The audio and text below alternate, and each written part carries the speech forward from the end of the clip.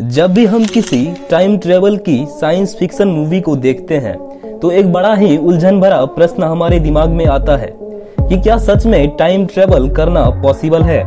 और जब हम किसी से इस बारे में बात करते हैं तो ज्यादातर लोग टाइम ट्रेवल को साइंस फिक्शन बताकर टाल देते हैं। इस वीडियो में हम इसी पर विस्तार से चर्चा करेंगे। उससे पहले यदि आप इस चैनल पर नए हैं तो इसे सब्सक्राइब करके बेल आइकॉन को ऑल पर सेट कर लें। असल में टाइम ट्रेवल अभी तक सिर्फ हमारी कल्पना का एक हिस्सा है, लेकिन आने वाले कुछ समय में यह हकीकत में भी बदल सकता है। कोलंबिया यूनिवर्सिटी में फिजिक्स और मैथ्स के प्रोफेसर और वर्ल्ड साइंस फेस्टिवल के को फाउंडर ग्रीने का कहना है कि टाइम ट्रेवल दो तरह का होता है और दोनों एक दूसरे से अलग है।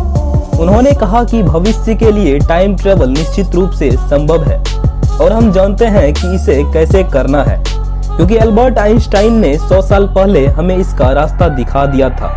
हैरानी की बात है कि बहुत कम लोग इसके बारे में जानते हैं। उसने कहा कि अगर हम प्रकाश की गति से अंतरिक्ष में जाते हैं और यात्रा करके वापस लौटते हैं तो हमारी घड़ी में समय और धीरे हो जाता है।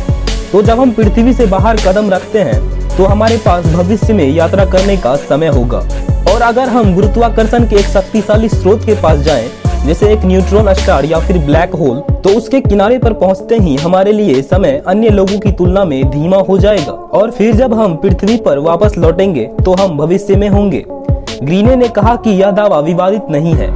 कोई भी भौतिक विज्ञानी जो जानता है कि किस बारे में बात हो रही है वह इससे सहमत होगा।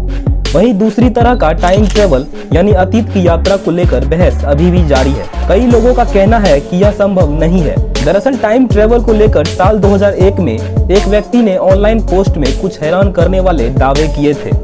शख्स ने खुद को 2036 से आया एक अमेरिकी सैनिक बताया था। उसने पोस्ट लिखते हुए 2015 में तीसरे विश्व युद्ध और अमेरिका में महामारी की घोषणा की थी।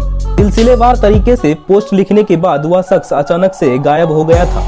वैसे आपका अब टाइम ट्रेवल के बारे में क्या सोचना है, कमेंट बॉक्स में जरूर लिखें और वीडियो के लास्ट तक बने रहने के लिए आपका दिल से धन्यवाद।